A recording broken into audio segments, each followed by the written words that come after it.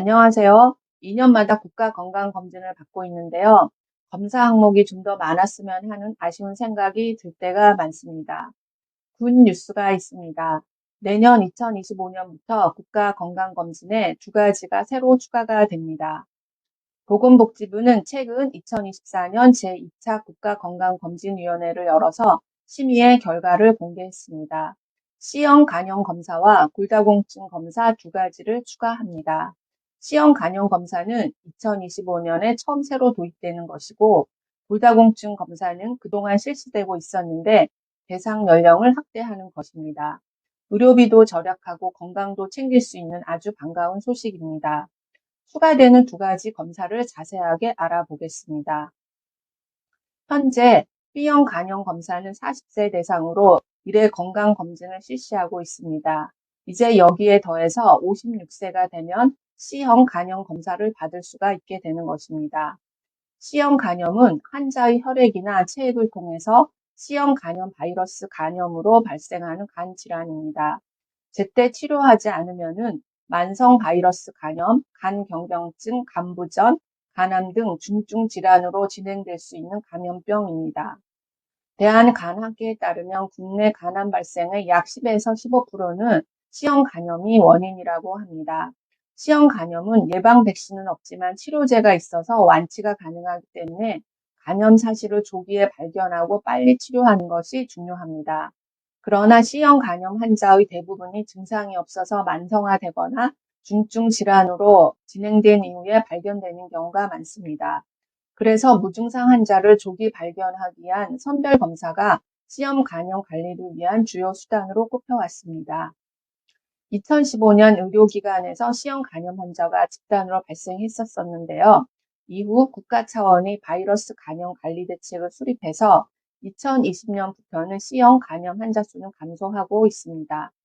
그러나 이런 환자 수 감소에도 사회적 활동이 활발한 40에서 60대에서 간암이 여전히 중요한 사망 원인으로 꼽히고 있습니다. 2022년 사망 원인 통계를 보면 연령별 간암 사망률은 40대 2위, 50대 1위, 60대 2위입니다. 이번에 국가건강검진에 도입된 C형 간염 항체 검사는 선별 검사이기 때문에 검사 결과가 양성이라 해도 C형 간염 환자를 의미하는 것은 아닙니다. 현재 C형 간염을 앓고 있거나 과거에 감염되었다가 치료되어 현재의 환자가 아닌 경우에도 항체 검사에서 양성으로 나타날 수가 있습니다. 그림을 보시면 검사 결과가 양성이라면 현재 감염 여부를 확인하기 위한 별도의 확진 검사가 필요합니다. 여기서 음성이 나오면 감염이 아니고요. 양성이 나오면 감염으로 치료를 해야 합니다.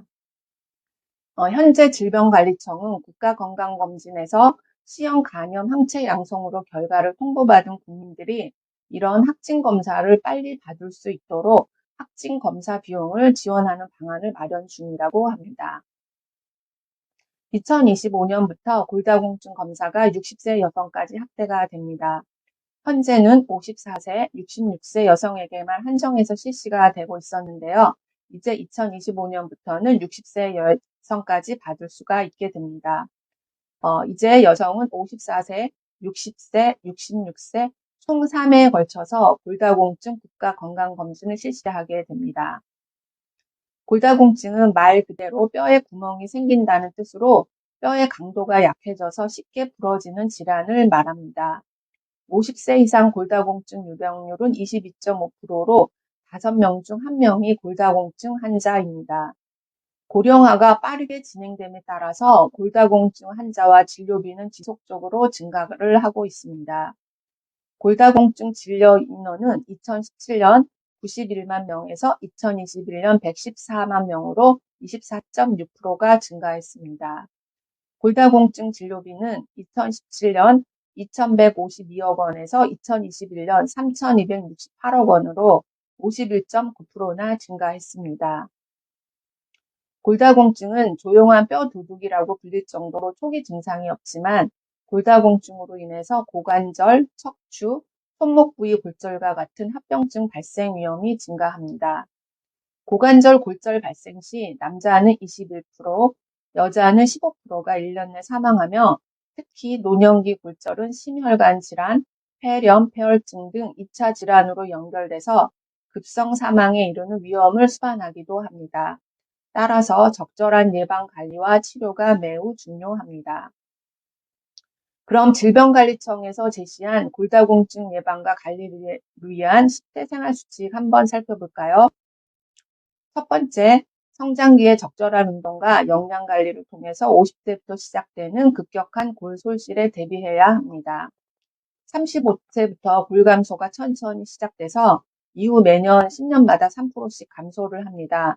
따라서 청소년기부터 30대 초기 성년기까지 운동, 칼슘 섭취 등 골질량을 제대로 보충해서 노년기 뼈 손실을 최소화해야 합니다. 두 번째, 저체중이 되지 않도록 적정 체중을 유지합니다. 체중 감소는 골 감소 및 골다공증, 골절을 유발하는 요인입니다.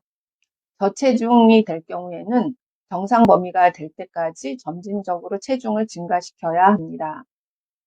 세 번째, 적정량의 칼슘과 비타민 D를 섭취합니다. 우리나라 성인의 일일 칼슘 권장 섭취량은 700에서 800mg이고 비타민 D는 10에서 15mg입니다. 골다공증 치료를 위해서는 더 많은 양의 칼슘과 비타민을 섭취하도록 할 수가 있습니다. 칼슘이 풍부한 식품으로는 우유, 요구르트, 두부, 미역 및 녹색 채소류 등이 있습니다. 비타민 D는 햇빛 노출을 통해서 피부에서 생성되거나 등푸른 생선, 달걀 노른자, 버섯 등 식품으로 섭취할 수가 있습니다. 네 번째, 술과 커피, 탄산음료를 마시지 않거나 적당량 이하로 줄입니다. 술을 마시게 될 경우에는 하루 한두 잔 이하로 줄이고 커피 등 카페인 음료도 하루에 2잔 이하로 줄이는 것이 좋습니다. 다섯 번째, 담배는 피우지 않습니다. 흡연은 뼈를 만드는 조골세포를 파괴하고 칼슘 흡수를 방해하므로 금연이 필수적입니다. 여섯 번째, 체중 부하 운동과 균형 운동을 가능한 한 매일 합니다. 빠르게 걷기, 가볍게 뛰기, 줄넘기, 계단 오르기 등 자신의 체중을 이용해서 뼈와 근육의 자극 및 부하를 가는 운동을 가능한 한 매일 하루 30에서 60분 정도 합니다. 그리고 외발서기 등 균형 운동 및 자세를 바르게 하는 운동을 매일 하는 것이 좋습니다. 일곱 번째, 가족력, 폐경 이후 여성, 노인 남성, 골절 병력 등 위험 인자가 있는 경우에는 정기적으로 골밀도 검사를 받고 그 결과를 의사와 상의합니다. 여덟 번째, 골다공증을 꾸준히 관리합니다. 치료를 통해서 골밀도가 조금 향상되었다 해도 임의로 치료를 중단하지 않고 꾸준히 치료를 해야 합니다. 아홉 번째, 골다공증성 골절은 90% 이상이 넘어지면서 발생하기 때문에 넘어지지 않도록 주의하고 넘어지기 쉬운 생활 환경을 개선해야 합니다.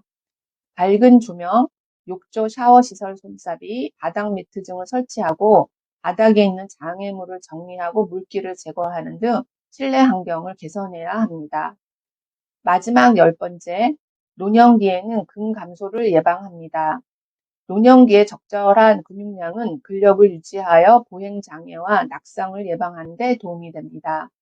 매일 충분한 단백질을 섭취하고 일주일에 2, 3회의 근력 운동을 실시해서 근 감소를 예방합니다. 2025년부터 실시되는 C형 간염 항체 검사와 골다공증 검사 꼭 챙기시고 올바른 생활 습관을 가져서 항상 건강하시기 바랍니다. 끝까지 시청해 주셔서 감사합니다.